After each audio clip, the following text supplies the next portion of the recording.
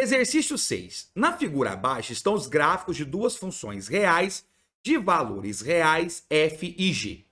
Seja A o conjunto dos números reais x, para os quais f de x sobre g de x igual a 1 está definida.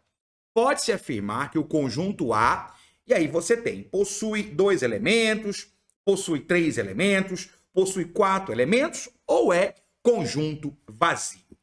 Muito bem, galerinha. Olha, fiquem atentos aqui a esta relação que ele nos deu, tá? F de x sobre g de x igual a 1.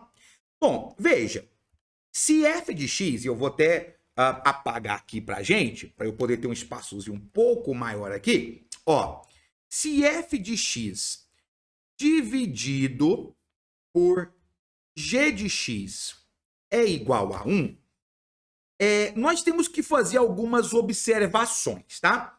Observações são essas.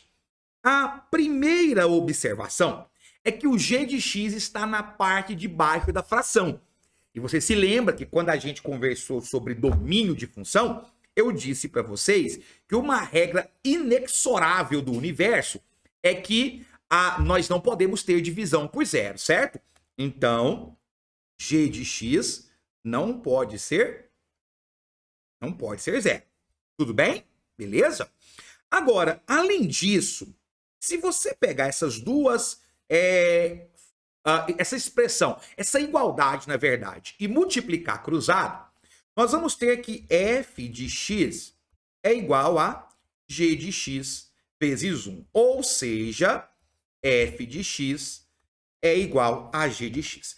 Então, eu preciso procurar no meu gráfico pontos que obedecem a essas duas regras. Quais são elas? Primeiro, vou até colocar aqui, ó, numa outra corzinha para reforçar para você. Então, primeiro, g de x não pode ser zero, ou seja, eu não posso ter um x em que o y dele é zero.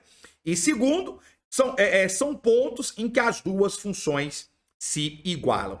Eu pergunto para você, onde é que as duas funções se igualam? Vamos marcar? Alguém fala assim, Jess, mas como é que eu vou observar isso num gráfico? Como é que eu vou saber onde duas funções se igualam? Resposta, onde há uma intersecção entre os dois gráficos. Então, observe que eu tenho uma intersecção aqui, eu tenho uma outra aqui e eu tenho uma terceira aqui.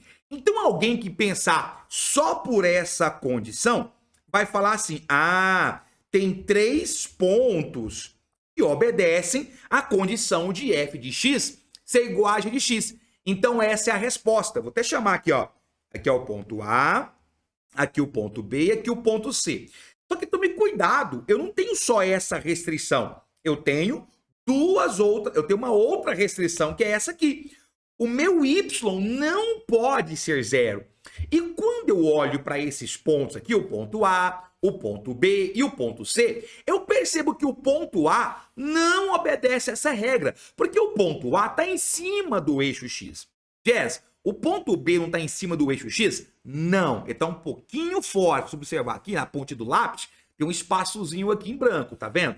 Então o ponto A está fora. Então esse ponto aqui recebe o famoso carimbo de não convém, tá? Então, na verdade, apenas 2 pontos obedecem a essa condição aqui. Desses 3 pontos, apenas 2 obedecem a essa condição.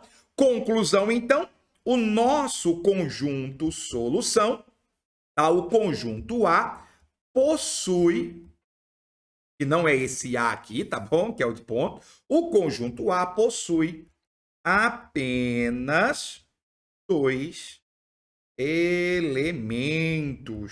Belezinha? O conjunto A, deixa eu sair aqui da frente para você, prontinho. O conjunto A possui apenas 2 elementos, o que vai nos dar a letra A de amor. Belezinha? Curtiu? Beijo para vocês e até a próxima.